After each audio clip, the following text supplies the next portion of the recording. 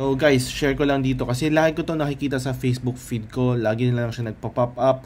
Dami niyang pinapost. Mga pinapost niya, pinapakita niya yung mga malalaking pera niya. As you can see dito sa cover page niya, makikita mo ang dami daw niyang USDT.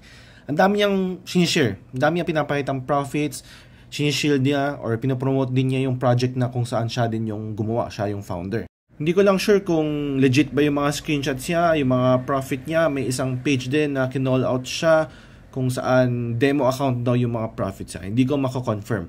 But one thing for sure na mako-confirm ko is nag-slow rug yung mga previous projects niya, nung ginawa niyang projects last 2022, last 2023, at natimbre siya ng SEC. Nagkaroon ng advisory against dun sa project niya and mismo sa kanya din or pangalan niya. So, last 2022 pa to. So, SEC Davao Unit warns public versus illegal investment firms.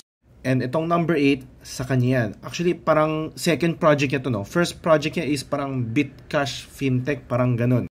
Ayan, so nakalagay based on reports gathered by Commission, the people behind BCP. Yun yung first project niya, BCP.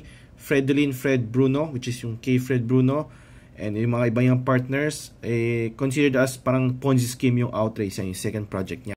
Ayan yung proof na siya yung CEO, Fred Bruno, BCP, Fintech.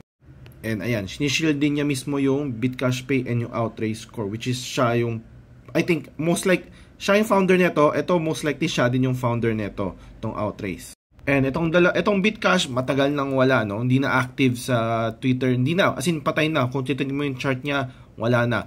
Yung Outrace, wala na rin. Alright? So, ito yung isa sa mga example naman kung paano siya mag-post sa Facebook. As in, sobrang dalas niya mag-post. Dami yung show off na sports car, watch niya, profits niya. Ayan, another example. Tapos meron din siyang VIP group kung saan magbabayad ka ng monthly subscription. I think more than 10,000 pesos ata. And may isang Facebook page na kino-call out siya. And may mga nagko-comment, may nagsabi na yung mga kino-call outs daw niya ay galing lang naman sa ibang alpha group na binayaran niya. Hindi ko masasabi yun. Hindi ko mako-confirm yun. At ito naman yung latest na lagi niyang pinopromote kung saan siya din yung founder. So mag-ingat po kayo, no? Nagkaroon na ng proven na last 2 project niya kung saan siya yung founder, nag-slow rug. I'm not sure, maybe doon niya nakuha yung mga pera niya, yung mga sinashow off niya doon sa previous 2 projects. So, ayun lang, mag-ingat po kayo. Lalo na bull market ngayon, ang daming gusto ulit pumasok sa crypto, mga baguhan, mag-ingat po kayo sa mga ganitong klase.